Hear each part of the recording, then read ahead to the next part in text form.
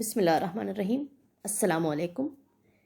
مہر نایاب، assistant professor چا Khan, government girls degree college PIB colony, صدر شعبہ اردو۔ طالبات، آپ یقیناً اپنے امتحانات کی تیاریوں میں مصروف ہوں گے، سو آپ کی رہنمائی کے لیے مرزا اسد اللہ خان غالب کی شاعری پر کچھ گفتگو کروں گی، جو کہ انٹرمیڈیٹ اور ڈگری کلاسز کے طالب علموں کے لیے فیض کا سبب بن سکتی ہے۔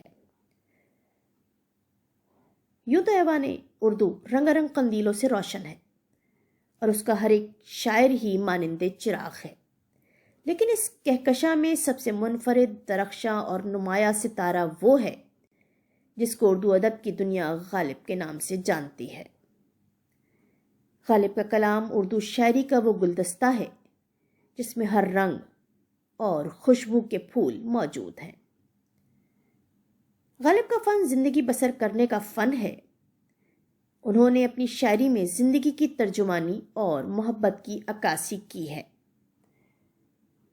انہیں خود بھی اپنی انفرادیت کا احساس تھا، شاید اسی لیے کہہ گئے ہیں اور بھی دنیا میں سخنور بہت اچھے، ہیں اور بھی دنیا میں سخنور بہت اچھے، کہتے ہیں کہ غالب کا ہے انداز بیاں اور یہی اور ان کی زندگی کا، ان کی شخصیت کا خاصہ ہے۔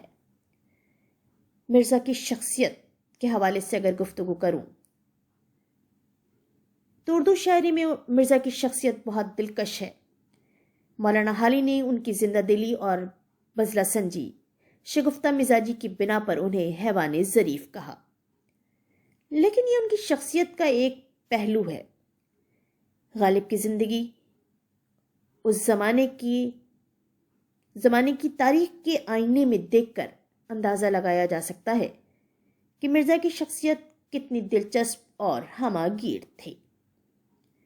ہوئی مدت کہ غالب مر گیا پر یاد آتا ہے، ہوئی مدت کہ غالب مر گیا پر یاد آتا ہے، وہ ہر ایک بات پر کہنا کہ یوں ہوتا تو کیا ہوتا۔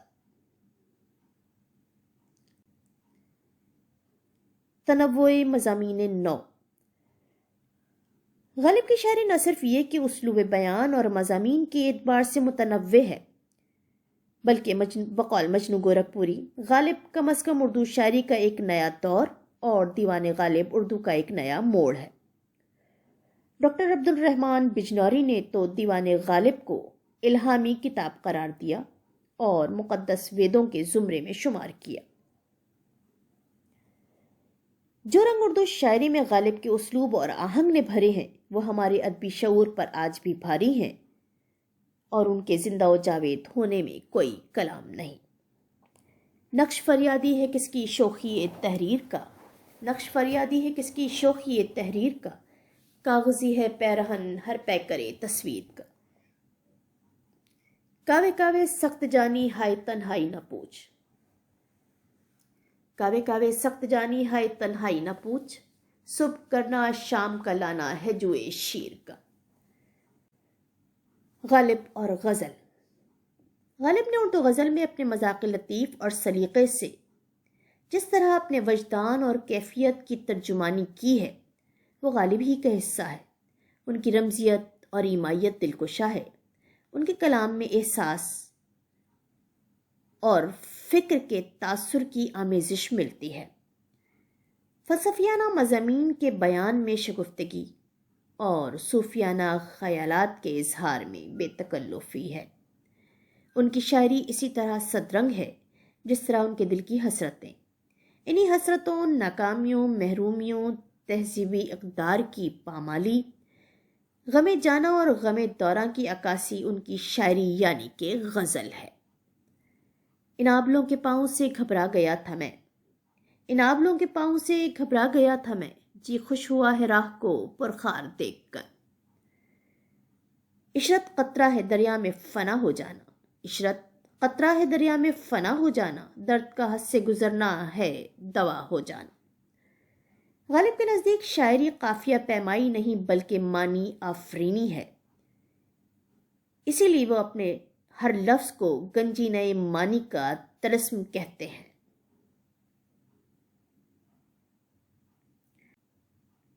محاسن کلام غالب۔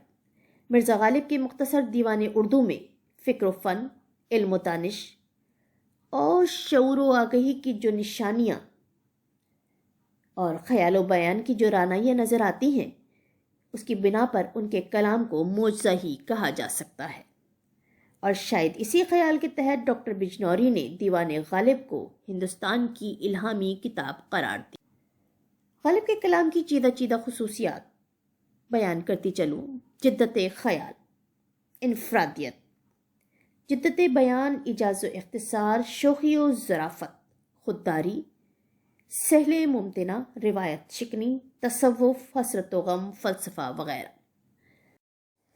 جدت خیال، خیال کی جدت اور ندرت کلام غالب کی ایک بےحد نمایاں خصوصیت ہے۔ وہ غزل کے انوکھے مضامین کو زیادہ سے زیادہ شگفتہ اور مؤثر بنانے کے لیے خوبصورت تراکیب، نادر تشبیہات اور حسین اور خوبصورت استعارات سے کام لیتے ہیں۔ اس طرح وہ شعر کو نئی رفتیں عطا کرتے ہیں۔ بس کہ دشوار ہے ہر کام کا آساں ہونا، آدمی کو بھی میسر نہیں انسان ہونا، کہ میرے قتل کے بعد اس نے جفا سے توبہ، ہائے زود پشیماں کا پشیماں ہونا۔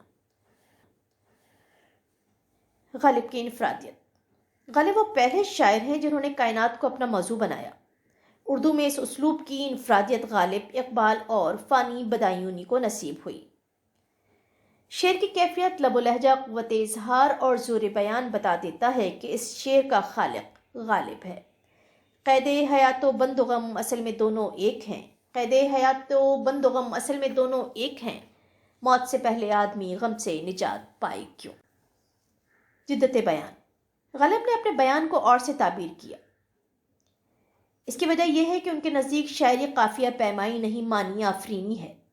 ان کے اشعار میں جدت اور ندرت خیال دونوں ہی اپنے عروج پر ملتے ہیں۔ انہوں نے وہ جدت پیدا کی کہ پرانی باتیں نئی معلوم ہونے لگی۔ گریہ چاہے ہے خرابی میرے کاشانے کی، در و دیوار سے ٹپکے ہے بیاباں ہونا۔ وائے دیوانگی شوق کے ہر دم مجھ کو، آپ جانا ادھر اور آپ ہی حیراں ہونا۔ ایجاز و اختصار، طویل مضامین کا مختصر بیان غالب کا فن ہے۔ غالب الفاظ کے انتخاب اور معنی کے ابلاغ میں اپنا ثانی نہیں رکھتے۔ کم از کم الفاظ اور زیادہ سے زیادہ معنی شاعری کا کمال ہے، اور یہ چیزیں غالب کے یہاں پائی جاتی ہیں۔ غالب دریا کو کوزے میں بند کرنے کا فن جانتے ہیں۔ ہوس کو ہے نشاط کار کیا نہ ہو مرنا تو جینے کا مزہ کیا۔ شوخی و ظرافت، غالب کو مولانا حالی نے حیوان ظریف کہا تھا۔ ظرافت ان کے خطوط میں عروج کمال پر ہے، مگر شاعری میں بھی اس کی کمی نہیں۔ وہ اپنے غم کو ظرافت کے پردے میں رکھ کر زندہ رکھتے ہیں۔ انہوں نے بڑے بڑے صدمے اٹھائے، مگر ہر طور شمع حیات کو سحر ہونے تک جلائے رکھا۔ اسی لیے انہوں نے اپنے آنسوؤں کو ظرافت میں سمو دیا۔ یہی وجہ ہے کہ بعض اوقات ان کی ظرافت طنز کے سانچے میں ڈھل جاتی ہے۔ میں نے کہا کہ بزم ناز چاہیے غیر سے تہی، سن کر ستم ظریف نے مجھ کو اٹھا دی۔ تصوف، غالب مسائل تصوف کے ماہر بلکہ ولی ہونے کا دعویٰ کرتے ہیں۔ ان کی شاعری میں تصوف کے موضوعات کثرت سے ملتے ہیں۔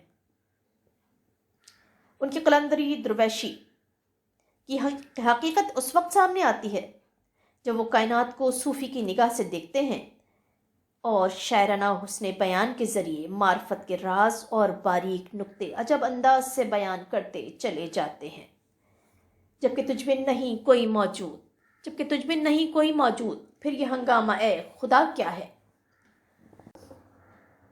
حسرت و غم، غالب نے زندگی میں زمانے کے ہاتھوں بڑی مصیبتیں، پریشانیاں اٹھائیں۔ وہ مالی طور پر ہمیشہ ہی پریشان رہے۔ حوادثات زمانہ نے انہیں کبھی آسودہ حال نہ ہونے دیا۔ 1857 کے حالات نے انہیں مزید سوگوار کیا۔